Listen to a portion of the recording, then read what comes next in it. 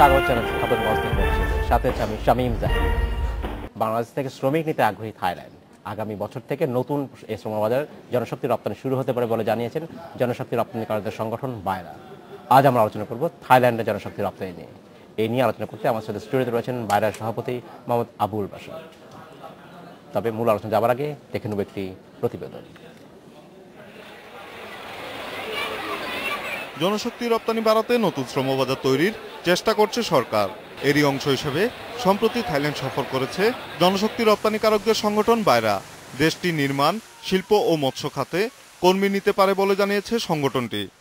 সচিব মধ্যে আমাদের সেই চিঠিটা নিয়ে আমরা থাইল্যান্ডের শ্রম মন্ত্রণালয়ের সচিবের সাথে আমরা আনুষ্ঠানিক একটা মিটিং করি। ফর্মালিটিজ সব কিছু মিলিয়ে এটাকে যদি আমরা বলি তাহলে আমরা বলবো যে আমরা 2015 একটা নতুন বাজার আমরা মোটামুটিভাবে আমরা ধরে নিতে পারি যে আমাদের একটা নতুন বাজার আমাদের বাংলাদেশের এই লিস্টে সংযুক্ত হবে। বর্তমানে থাইল্যান্ডে অবৈধ শ্রমিকের নিবন্ধন চলছে। এ প্রক্রিয়া শেষে বাংলাদেশ থেকে কতজন কর্মী নেওয়া হবে তা জানা যাবে বলে জানিয়েছে বায়রা। সেপ্টেম্বর অক্টোবরে আমাদের ইলিগেল লোকের রেজিস্ট্রেশন চলতেছে। আমরা অক্টোবরের মাঝামাঝি অথবা শেষের দিকে আমরা বলতে পারবো এক্স্যাক্টলি কত লোকের চাহিদা আমাদের দেশে কোন কোন সেক্টরে আছে। শ্রমিকদের বেতন কাঠামো সহ সব বিষয় এই বছরের শেষ দিকে চূড়ান্ত হবে বলে আশা করছে জনশক্তি রপ্তানিকারকরা। Niladri Maharatna, Independent News, Dhaka. দেখলাম প্রতিবেদনটি আমরা। আমাদের সাথে এরই মধ্যে যোগ দিয়েছেন জনশক্তি কর্মসংস্থান ও প্রশিক্ষণ ব্যুরোর মহাসচিব ডিজি শামসুন নাহার, মহাপরিচালক শামসুন নাহার। আপনাকে স্বাগত জানাচ্ছি অনুষ্ঠানে। জনাব বাশার, আপনাকে স্বাগত জানাচ্ছি অনুষ্ঠানে। কেমন আছেন আপনারা? আমরা প্রথমে শুরু করতে যাচ্ছি যে আমাদের প্রতিবেদন দেখানো হলো যে এখানে বলা হচ্ছে যে থাইল্যান্ডে বাংলাদেশের নতুন বাজার উন্মোচিত হতে যাচ্ছে। আমি আপনার কাছে জানতে চাই যে সেক্ষেত্রে যদি উন্মোচিত হতে যায় আমাদের সেখানে কতটা সম্ভাবনা আছে, কতজন শ্রমিক আসলে আমরা সেখানে পাঠাতে পারবো এই নতুন বাজারে? ধন্যবাদ আপনাকে। জি, থাইল্যান্ডের বাংলাদেশের জন্য একটা নতুন শ্রমবাজার এবং একটা সম্ভাবনাময় বাজার। প্রথমে সে দেশ থেকে আমাদের প্রায় 5000 জনের জেলে সেখানে নেবে বলে আমাদেরকে একটা সম্ভাবনা দিয়েছিল এবং পরবর্তীতে যখন আমরা এমওইউ সাইন করার একটা পর্যায়ে আসছে এবং এমওইউ নিয়ে বেশ কয়েকটা বৈঠক হয়েছে এবং বেশ কয়েকবার এটা সংশোধন করা হয়েছে এবং এখন এটা চূড়ান্ত পর্যায়ে আছে। পরবর্তীতে তারা কনস্ট্রাকশন সেক্টরেও এবং ম্যানুফ্যাকচারিং সেক্টরেও তারা লোক নেবে বলে জানিয়েছে এবং সেক্ষেত্রে এমওইউটাও সংশোধন হয়েছে ওইভাবে। কাজে এই তিনটা সেক্টরে সেখানে লোক যাওয়ার সম্ভাবনা আছে। ধন্যবাদ। আমি ফিরে আসবো। বাসায় আপনাকে জানতে চাচ্ছি, আপনাদের একটা প্রতিনিধি দল থাইল্যান্ড সফর করে এসেছেন। এই সফরে আপনারা কতটা সম্ভাবনা দেখলেন? যেহেতু নিজেরা গিয়েছেন, আপনারা কি দেখলেন, যে কেমন সম্ভাবনা দেখছেন বাংলাদেশের? ধন্যবাদ। বাংলাদেশ থেকে থাইল্যান্ডের লোক নিতে ওনারা অত্যন্ত আগ্রহী। আর আমরা যখন প্রতিনিধি দল পাঠাই আমাদের মাননীয় মন্ত্রী মহোদয়ের সাথে আমরা এই বিষয়ে আলোচনা করেছি, মন্ত্রী মহোদয়কে বলেছি। মন্ত্রী মহোদয়ের সাথে আলোচনার সাপেক্ষে আমাদের মাননীয় সচিব মহোদয় ওনার কাছ থেকে চিঠি নিয়েই আমরা আমাদের প্রতিনিধি দল নিয়ে আমরা থাইল্যান্ডে গিয়েছি। তারা বাংলাদেশ থেকে লোক নিবে এটা তারা অফিসিয়াল ভাবে সিদ্ধান্ত নিয়েছেন। আমি মনে করি আগামী অক্টোবর এবং নভেম্বরে ওদের যে অবৈধ লোকগুলো আছেন সেগুলার কে বৈধ করা এবং কোন সেক্টরে তাদের কত লোক লাগবে সেটাকে তারা নিশ্চিত করে আমাদেরকে অক্টোবর অথবা নভেম্বরে জানাবে। মনে হয় আনুমানিক আমাদেরকে একটা ধারণা দিচ্ছে প্রায় 2 লক্ষ প্রথম অবস্থাতে তারা 2 লক্ষ লোক নিতে পারে। ধন্যবাদ। বেগম শামসুন, আপনাকে জানতে চাচ্ছি যে এই লোক পাঠানোর প্রক্রিয়াটা কি হবে? এটা কি গভর্নমেন্ট টু গভর্নমেন্ট? এই জায়গায় একটু স্বচ্ছ ধারণা দেওয়া দরকার। বাংলাদেশ থেকে যত লোক বা জনশক্তি বাইরে কাজ নিয়ে যাবে, ওয়ার্ক নিয়ে যাবে, তারা সবই সরকারের ক্লিয়ারেন্স নিয়েই যেতে হবে। এটা নিয়ে কোনো সন্দেহ নেই? এটা নিয়ে কোনো সন্দেহ নেই। বিএমইটির ক্লিয়ারেন্স নিয়ে যাবে। এখন সরকার তো সব প্রসেস করতে পারে না, যেহেতু প্রতি বছর 5 লক্ষ গড়ে 5 লক্ষ কর্মী বিদেশে যাচ্ছে। কাজেই সরকারের নিয়োজিত যে রিক্রুটিং এজেন্সি আছে এই মুহূর্তে আমাদের প্রায় 850 রিক্রুটিং এজেন্সি বৈধভাবে কাজ করছে। সরকারের পক্ষ থেকেই তারা কাজ করছে। সেইভাবেই হবে আর কি। তো এইবারটা যেটা হয়েছিল অন্য অন্য ক্ষেত্রে, যেটা মালয়েশিয়ার ক্ষেত্রে যেটা হয়েছিল যে একেবারেই সরকারি তত্ত্বাবধানে, হ্যাঁ, এবং যেখানে মাইগ্রেশন কস্ট নির্ধারণ করা হয়েছিল, এক্ষেত্রে আসলে কি হবে সেটা?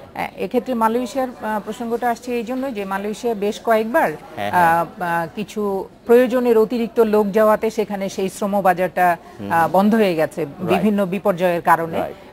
পরবর্তীতে মালয়েশিয়ান সরকার পক্ষ থেকে এটা প্রস্তাব করা হয়েছে যে এটা সম্পূর্ণ G2G পদ্ধতিতে, মানে একেবারে নিয়ন্ত্রিতভাবে তারা এটা বাজারটাকে মেনটেন করার জন্য এই পদ্ধতিটা প্রপোজ করেছে এবং আমরাও এগ্রি করেছি এবং সেইভাবে নিয়ন্ত্রিতভাবেই পাঠাচ্ছি যাতে পুনরায় বাজারটা বন্ধ না হয়। আর এক্ষেত্রে থাইল্যান্ড আমাদের নতুন শ্রম বাজার, আমরা সেইভাবেই ইয়ে করব, বাট ওরকম থাইল্যান্ড গভর্নমেন্ট G2G বা ওইরকম কোনো প্রস্তাব করেনি। আচ্ছা, প্রস্তাব করেনি, সুতরাং আমাদের নরমাল যেটা স্বাভাবিক যেটা প্রসেস আমরা সেইভাবেই যাব। প্রায় বলা হয়ে থাকে যে মাইগ্রেশন কস্ট অনেক হাই, অনেক বেশি থাকে বাংলাদেশের ক্ষেত্রে।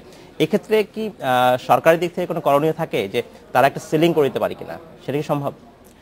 এইটা তো বিভিন্ন দেশের ভ্যারি করে, এক এক দেশে এক এক রকম। হ্যাঁ, সেই ক্ষেত্রে অ্যাকচুয়ালি কিন্তু কর্মী যাওয়ার জন্য কোনো ব্যয় তার করা উচিত না, কারণ সে তার শ্রম দিতে যাচ্ছে, সে তার মেধা দিতে যাচ্ছে, শ্রম দিতে যাচ্ছে, উল্টো আবার তাকে কেন টাকা দিতে হবে? এটা কিন্তু অন্যায়, অযৌক্তিক।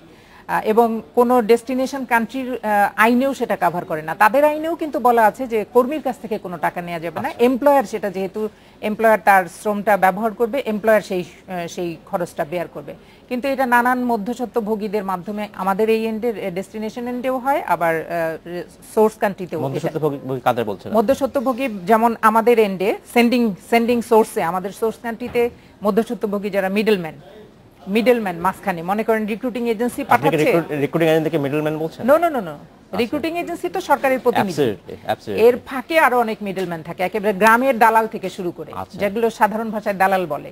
হ্যাঁ, এই তাদের মধ্যে থেকে হয়। এইদিকে মিডলম্যানরা মাঝখান থেকে বেশ কিছু টাকা নিয়ে নেয়, তাদেরকে উচ্চ মাইগ্রেশন কস্ট ফেলে। আবার ডেস্টিনেশন কান্ট্রিতেও সেখানেও এমপ্লয়ার এবং মাঝে আরো কিছু মধ্যস্বত্বভোগী থাকে যারা ভিসা ট্রেডিং করে, যেখানে একটা পয়সাও কর্মীর দেওয়ার কথা না, সেখানে কিন্তু এমপ্লয়ারও হয়তো নিচ্ছে না, মাঝখান থেকে মধ্যস্বত্বভোগীরা নিচ্ছে। এই দুইভাবে খরচটা বেড়ে যায়, এই কোনোটাই কর্মীর দেওয়ার কথা না, সেটা আমরা এনশিওর করছি বিভিন্নভাবে। আমি আপনাকে ফিরে আসবো, যারা বাসা আপনাকে জানতে চাচ্ছি যে এই একটা অভিযোগ থাকে যে আমাদের দেশে বলা হয়, যেমন মালয়েশিয়ার কথা, মালয়েশিয়া কেন বন্ধ হলো? মালয়েশিয়া সরকার দেখতে বলা হয়েছিল যে বাংলাদেশের মাইগ্রেশন কস্ট এত বেশি এবং এত রকমের কারাপশন সেখানে হচ্ছে, তারা সরকার থেকে সরকারের মানে G2G তারা আগ্রহী হয়। এক্ষেত্রে আসলে আপনাদের করণীয় কি? এই যে এরকম অস্বাভাবিক বাড়ে দাম, এই দায়ভার কি আপনারা নেবেন না? এটা আসলে ডিজি মহোদয় যেটা বলেছে এটা সত্য।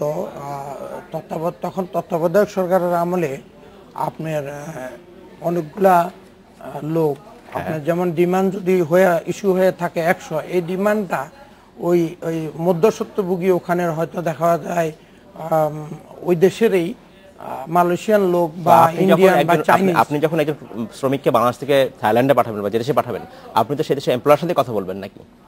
অনেক সময় এমপ্লয়ারের সাথে কথা বলতে হয়, অনেক সময় যে কোনো একটা মিডলম্যানের মাধ্যমেই কিন্তু একটা কোম্পানিতে যাই যোগাযোগটা করতে হয়। একটা মিডলম্যান ছাড়া আসলে কোম্পানিতে যাওয়া অনেকটা কঠিন হয়ে যায়, যাওয়া অনেক সময় হয় না, সম্ভব হয় না, সেক্ষেত্রে মিডলম্যানের প্রয়োজনে। কিন্তু ওখানে মালয়েশিয়াতে বিগত দিনে কি করছে ওরা, ধরেন একটা কোম্পানির 100 ভিসা বাইর হয়েছে, আমাকে হয়তো ডিমান্ডটা দিল, আমি পাঠাইতে দেখা গেলো যে 50 জন পাঠাইছি, 50 জন এখনো পাঠাই নাই।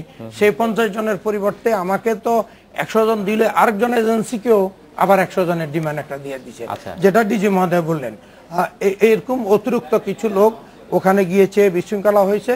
তবে যে তুলনায় প্রায় তখনকার 5 লক্ষ লোক ওখানে আমাদের মালয়েশিয়াতে গিয়েছে, সেখানে প্রায় 500রও অধিক আমাদের দূতাবাসের সামনে তারা আন্দোলন করেছে তাদের কাজের বিষয়টা নিয়ে। মূলত ওইটাকেই ওই দেশের সরকার গুরুত্ব দিয়েছে, আমাদের সরকারও গুরুত্ব দিয়েছে, যার কারণে ওই দেশের সরকার আমাদের দেশ থেকে ভিসাটা লোক নেওয়াটা আপাতত বন্ধ করে দিয়েছে। পরবর্তীতে ওরা মাইগ্রেশন কস্টের কারণ নয়, না শুধু মাইগ্রেশন কস্টের কারণে নয়, দুইটা কারণে হচ্ছে। অতিরিক্ত যেখানে গভর্নমেন্ট 40,000 পাঠাচ্ছে সেখানে আপনারা 1 লাখের বেশি নিয়েছেন।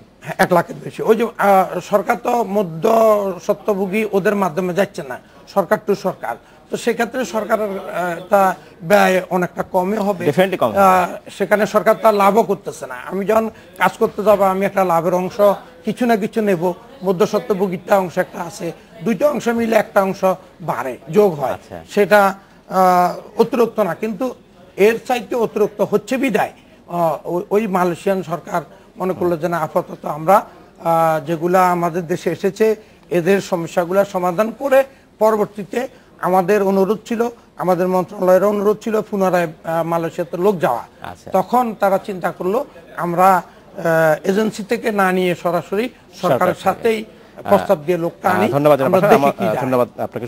আমাদের সময় হয়েছে একটি বিরতি যাবার, ফিরে এসে আমরা কথা বলবো। আমাদের সময় হলো একটি বিরতিতে যাবার, ফিরছি শীঘ্রই, সাথেই থাকবেন।